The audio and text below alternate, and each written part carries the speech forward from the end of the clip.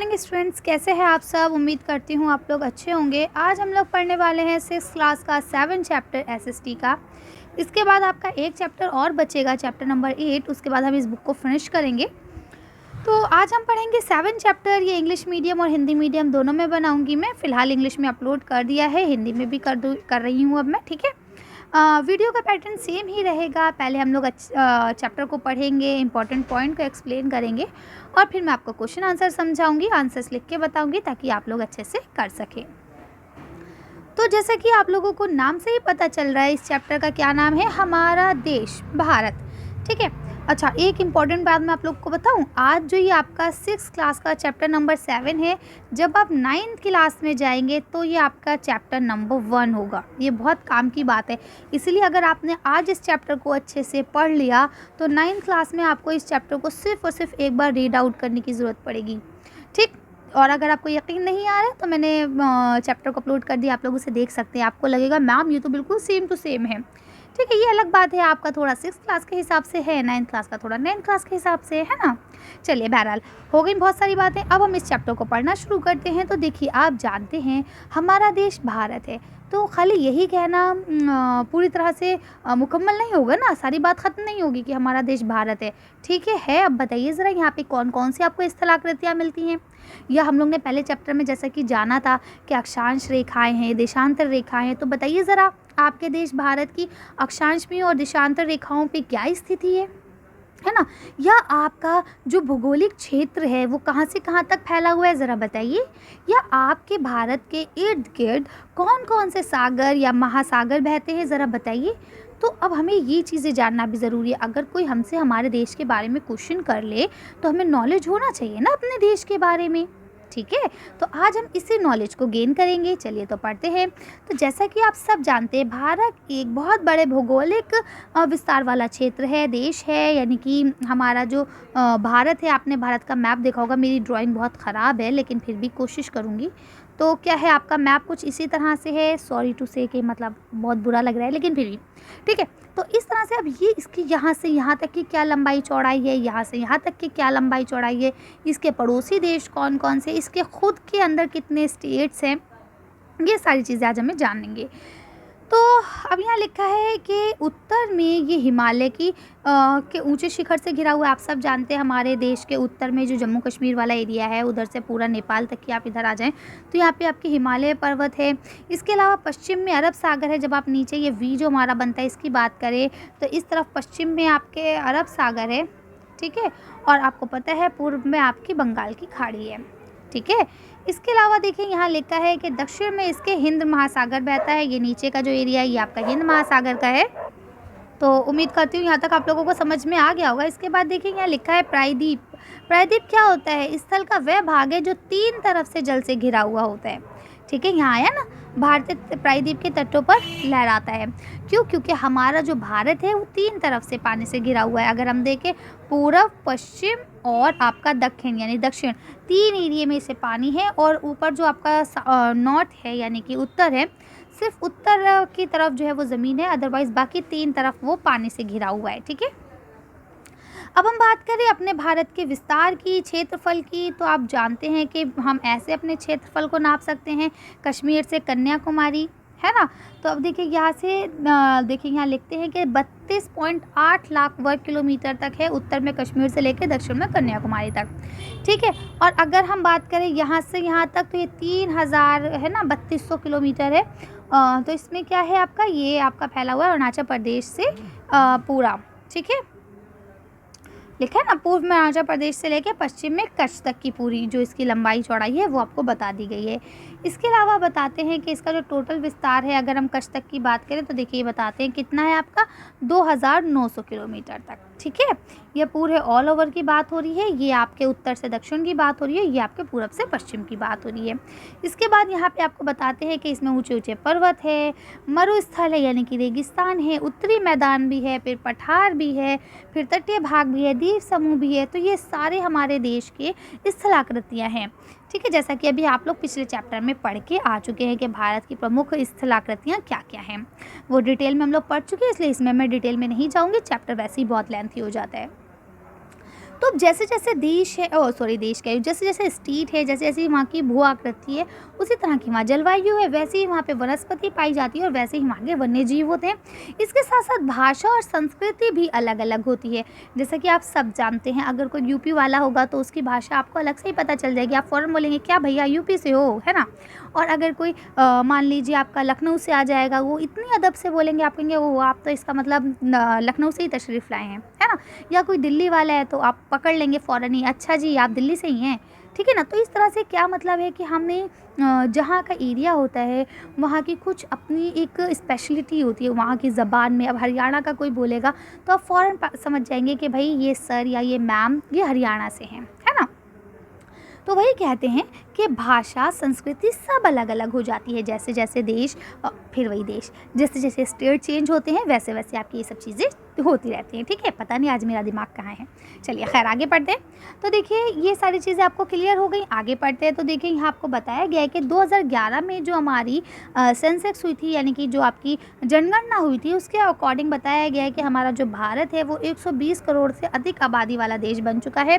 सबसे अधिक आबादी जो है वो चीन में है। उसके बाद दूसरे नंबर पे जो सबसे अधिक जनसंख्या यानी आबादी है वो हमारे देश यानी भारत में है। तो ये एक आपका पैराग्राफ आपको एक क्या बोलते हैं बैकग्राउंड की तरह आपको बताया गया है कि आपके दिमाग में एक अच्छी सी पिक्चर बन सके। अब हम धीरे धीरे उसे डिटेल में पढ़ेंगे। तो अगर हम बात करें अपने भारत की स्थिति के बारे में तो हमें मालूम है कि हमारा भारत जो है उत्तरी गोलार्ध में स्थित है। ये सारी चीज़ें हमने फर्स्ट चैप्टर में पढ़ी थी।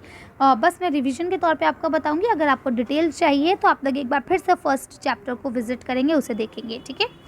तो आप लोग जानते हैं कि ये आपका वर्ल्ड है पूरा, जो हम पृथ्वी कहते हैं, दो हिस्सों में बटी हुई है। ये उत्तरी गोलार्ध है, ये दक्षिणी गोलार्ध है। तो हमारा भारत उत्तरी गोलार्ध में स्थित है, ठीक है।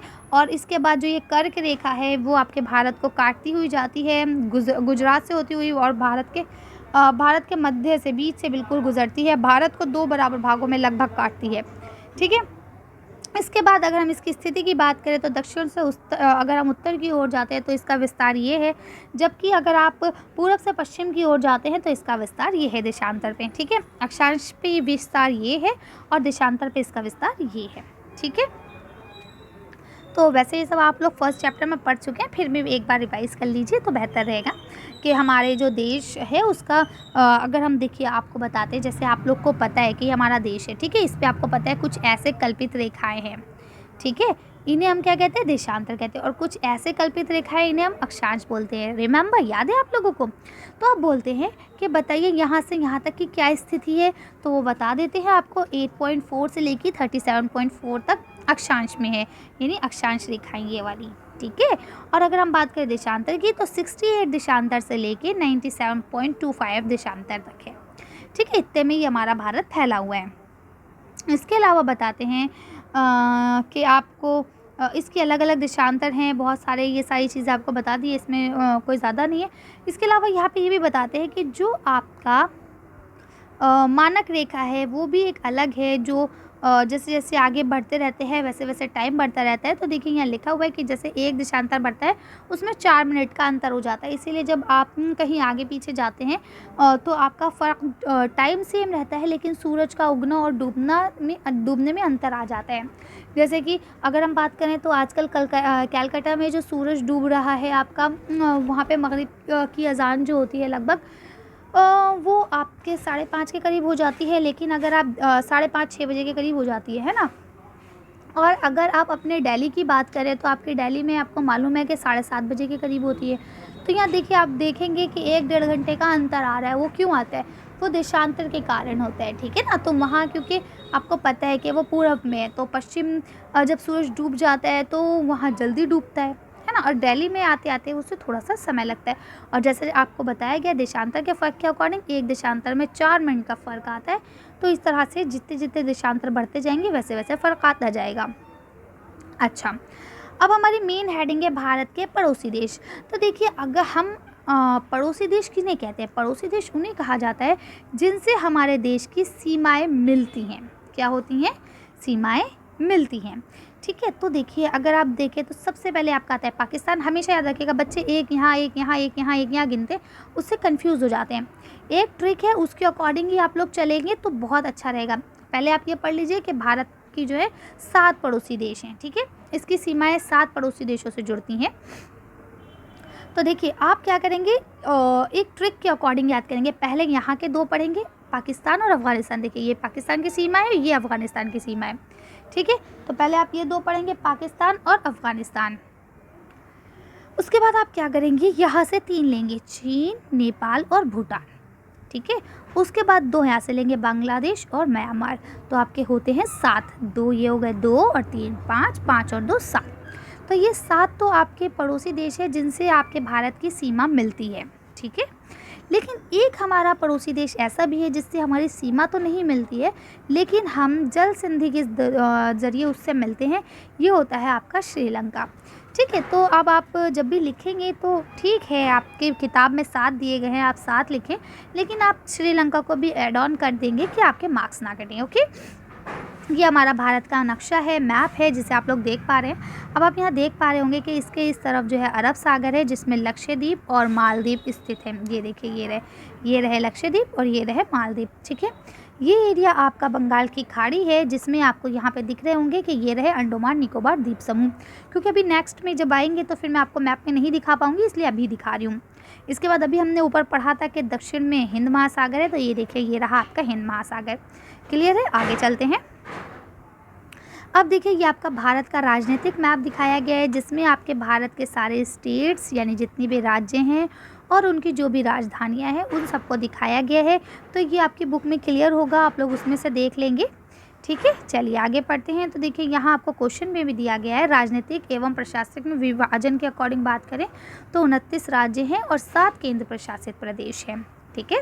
ये याद रखिएगा, क्वेश्चन आ जाता है कि भारत के कितने राज्य हैं और कितने केंद्र प्रशासित प्रदेश हैं। इसके बाद भारत की भौतिक स्थिति की अगर हम बात करें तो भौगोलिक या भौतिक स्थिति का मतलब ही यही होता है कि हमारे भारत को कितने हिस्सों में विभाजित किया जा रहा है, यहाँ पे कैसी कैसी स्थलाकृति आपको मिलती हैं। तो आपको हमने पहले भी बताया था कि जो ऊपर का एरिया है ये पूरा आपका हिमालय पर्वत है।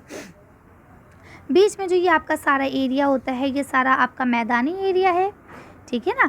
इसके बाद अगर आप नीचे आते हैं, ये सारा आपका रेगिस्तान वाला एरिया है। जितना येलो येलो आपको दिख रहा है, ये सारा आपका येलो येलो जितना है ये सारा आपका पठारी क्षेत्र है, ठीक है। इसके बाद यहाँ पे जो ये वाला आपका एरिया कहलाता है, ये सब तटीय इलाका कहलाता है। तटीय इलाका का मतलब क्या होता है कि जो एक तरफ से पानी से हो, दूसरी तरफ उसके मिट्टी हो, ठीक है। लेकिन यहाँ आपको मुख्यतः यही 3-4 बताए गए हैं, पर्वतीय प्रदेश, पठारी प्रदेश और मैदानी प्रदेश, जैसा कि आप लोग पिछले वाले चैप्टर में पढ़ के आए हैं, ठीक है।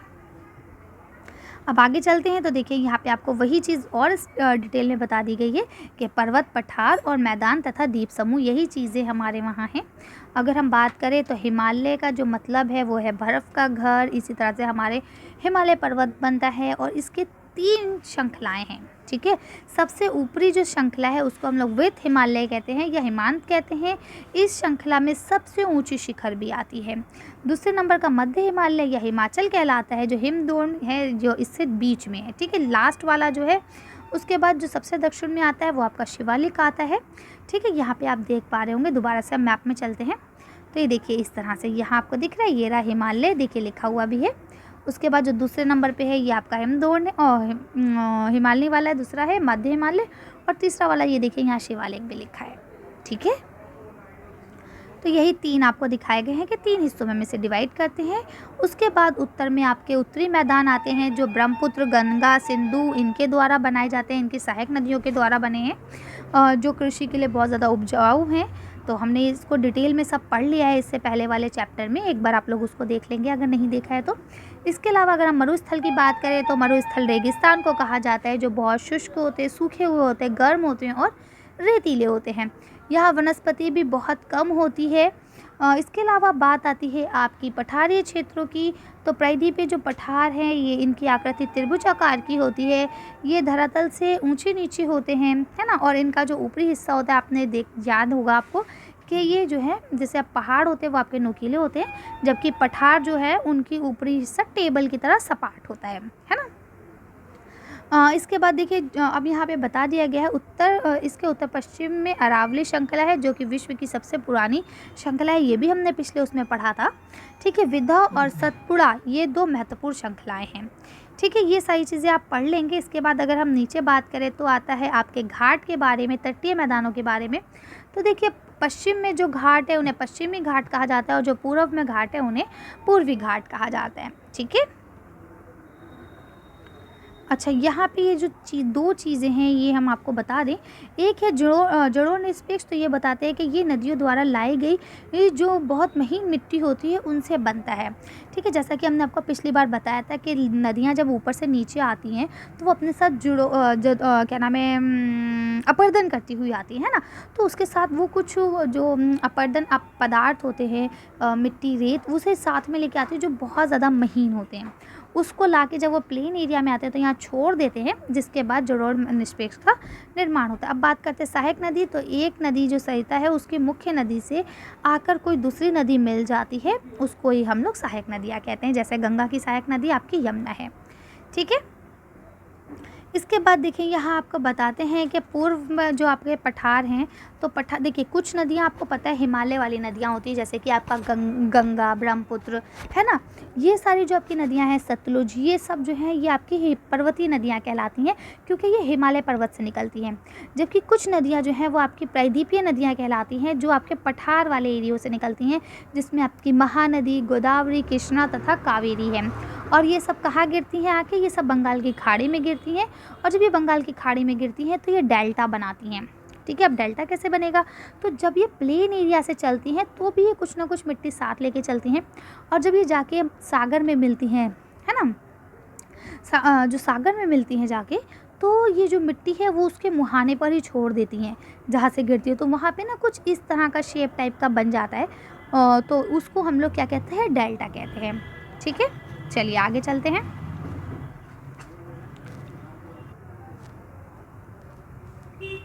ये सब आपको कुछ बच्चों की सुनामी से रिलेटेड ड्राइंग बताई गई है। देखिए, सुनामी जो होती है, जैसे आप लोग जानते हैं ना, जब कोई नदी वाला एरिया होता है जहाँ पे नदी बहती है, तो नदी में जब पानी ओवरफ्लो हो जाता है, हद से ज़्यादा बढ़ जाता है, चाहे वो वर्षा के कारण हो या कैसे भी हो, तो उसको हम लोग, उससे जब वो पानी किसी रिहायशी इलाके जहाँ लोग रह रहे हैं उसमें एंटर करता है, तो उसको जो आती है उसे हम बाढ़ का आना कहते हैं। लेकिन वहीं ज्वार भाटा के कारण या किसी और मतलब आंदोलन क्रियाओं के कारण जब समुद्र में इस तरह से पानी की लहरें तेज़ होती हैं, तो समुद्र में जो आता है उसे हम सुनामी कहते हैं। तो यहाँ जो बच्चों ने चित्र बनाए हैं वो सुनामी से रिलेटेड बनाए हैं। ठीक है। आगे हम बात करते हैं, भारत के दो द्वीप समूह हैं मुख्य, जिसमें एक लक्षद्वीप है जो आपके अरब सागर में है, और दूसरा आपका अंडमान निकोबार है जो कि आपके बंगाल की खाड़ी में है। ये भी हमने आपको सब दिखा दिए हैं। तो इस तरह से ये चैप्टर आपका होता है कंप्लीट। इसके बाद यहाँ पे अभ्यास प्रश्न है 7, इन्हें मैं आपको लिख के कराऊंगी। उसके बाद ये सही जवाब हैं, इनको भी हम कर लेंगे। फिर आपके फिलअप्स हैं, इसको भी कर लेंगे। इसके बाद यहाँ पे आपको मानचित्र का कार्य दिया गया है, जिसमें आपको बताना है कि कर्क रेखा कहाँ है, भारत का मानक मंत्र क्या है, कौन से राज्य में आप रहते हैं, अंडमान निकोबार द्वीप समूह कहाँ है, और लक्षद्वीप द्वीप समूह कहाँ है, और पूर्वी घाट और पश्चिमी घाट क्या है। तो ये सब हमें जानना है। तो चलिए अब हम एक काम करते हैं, ये सारी चीज़ें आंसर शीट पे देखते हैं, फिर वीडियो को फिनिश करेंगे। अब देखिए, यहाँ आपको पहला क्वेश्चन लिखा है, भारत को कितने भौतिक भागों में विभाजित किया जा सकता है, उनके नाम लिखिए। तो आपको पता है मेनली तो 3 में ही हम विभाजित करते हैं, लेकिन अगर वैसे देखा जाए तो हम इसे 6 में करते हैं। ठीक है। हिमालय, उत्तरी मैदान, मरुस्थल, प्रायद्वीपीय पठार, तटीय मैदान और द्वीप समूह। ठीक है। तो ये क्वेश्चन अक्सर आप लोगों के 3 to 5 मार्क्स में आ जाता है, 3 मार्क्स में भी आ सकता है, 5 मार्क्स में भी आ सकता है। अगर 3 मार्क्स में आएगा तो आपको सिर्फ ये नाम लिखने हैं। अगर 5 मार्क्स में आता है तो इन्हें थोड़ा थोड़ा एक्सप्लेन करना है कि कौन कौन से एरिया हैं। ठीक है। इसके बाद अगला क्वेश्चन यहाँ आपको दिया गया, भारत की स्थलीय सीमा 7 देशों से जुड़ती है, उनके नाम लिखिए। अब देखिए, आपके क्वेश्चन जो है 2 तरह से आ सकता है। ये भी आ सकता है कि भारत की स्थलीय सीमा कितने देशों से जुड़ती है, नाम लिखिए। और अब यहाँ पे आपको बता दिया है कि 7 से जुड़ती है, तो सिर्फ आपसे नाम पूछ लिया गया है। तो देखिए, उत्तर पश्चिम में अफगानिस्तान पाकिस्तान से, उत्तर में चीन नेपाल और भूटान से, और पूर्व में बंगाल और म्यांमार से, बांग्लादेश और म्यांमार से। ठीक है। तो यही 7 देश हैं जिनसे हमारी स्थलीय सीमा जुड़ती है। आगे देखिए, यहाँ आपको लिखा है, कौन सी 2 प्रमुख नदियाँ अरब सागर में गिरती हैं। तो नर्मदा और तापी 2 ऐसी प्रमुख नदियाँ हैं जो अरब सागर में गिरती हैं। गंगा एवं ब्रह्मपुत्र के द्वारा बनाए गए डेल्टा के नाम लिखिए। तो देखिए, ये 2 जो नदियाँ हैं, बंगाल की खाड़ी में गंगा एवं ब्रह्मपुत्र नदियों के मुहाने पर सुंदरबन डेल्टा स्थित है। ठीक है। इसका क्या नाम है? सुंदरबन। इसके बाद लिखा है भारत में कितने राज्य और कितने केंद्र प्रशासित क्षेत्र हैं? किन्हीं 2 राज्यों की राजधानी एक है। ठीक है, अब देखिए आपको पता है ये भी एक फैक्ट की बात है, हमारे कुछ ऐसे राज्य भी हैं जो 2 हैं और उनकी राजधानी एक ही है।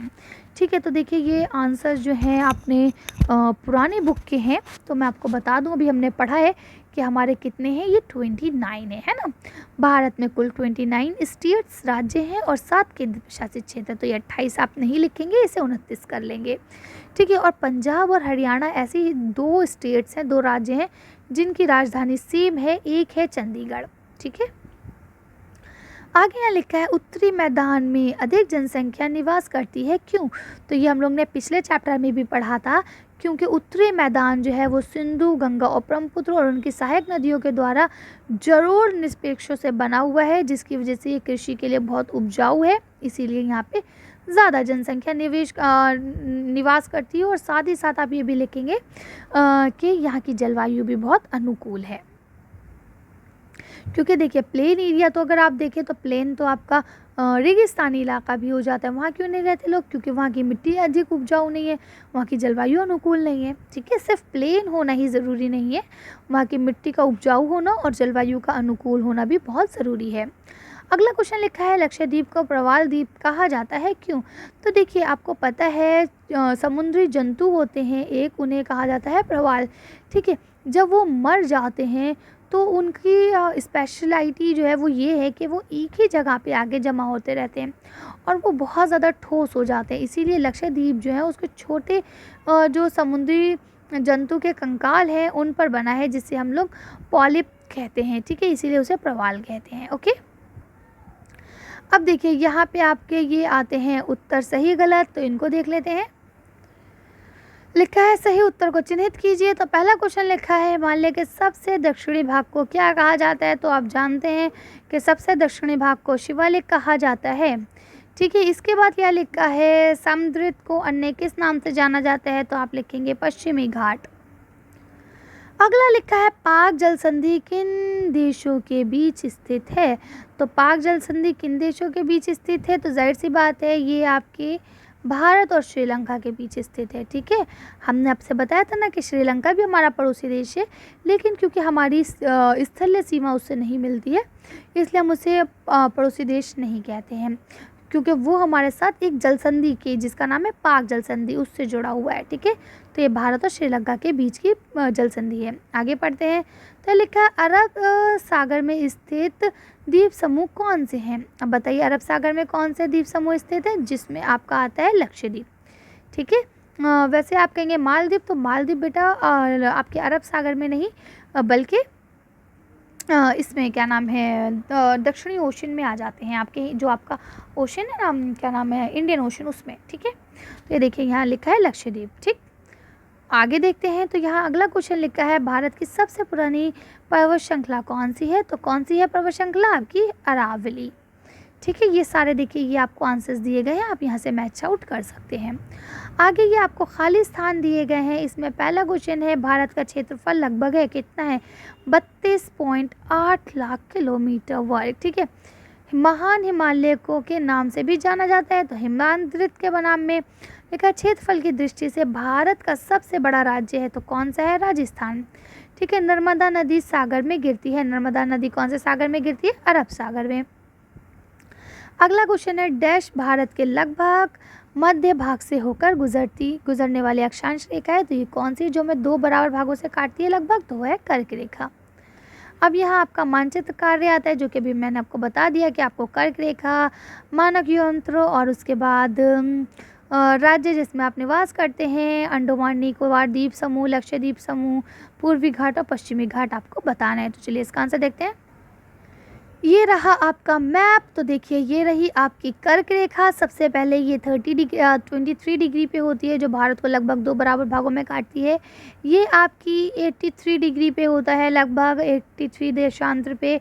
इसे हम भारत का मानक हिमांतर बोलते हैं और इसी के अकॉर्डिंग भारत का टाइम चलता है। इसके बाद आपसे कहा गया था क्या आपको पूर्वी घाट और पश्चिमी घाट बताना है। तो देखिए पश्चिम में जो है वो पश्चिमी घाट, पूर्व में है जो पूर्वी घाट। लक्षद्वीप और अंडमान निकोबार द्वीप समूह। ठीक है, इसके अलावा आपसे क्वेश्चन नंबर 3 ये भी कहा गया था वो राज्य, वो जगह जहाँ पे आप निवास करते हैं, जहाँ आप रहते हैं। तो मैं तो दिल्ली में रहती हूँ, तो देखिए मैंने अपना राज्य बता दिया। अब आप कहाँ रहते हैं, आप अपना राज्य बताएंगे। ठीक है, चलिए, तो जहाँ पे भी आप रहते हैं आप एक स्टेट वाला ले लेंगे, राजनीतिक मैप ले लेंगे और उसके अंदर बता देंगे। ठीक है, चलिए, तो आज की वीडियो को अब हम यहीं खत्म करते हैं। आज की वीडियो में बस इतना ही। अगर आपको मेरी वीडियो पसंद आई हो तो प्लीज़ इसे लाइक और शेयर करें। अगर अभी तक आपने हमारे चैनल को सब्सक्राइब नहीं किया तो प्लीज़ मेरे चैनल को सब्सक्राइब करें। Thank you for watching.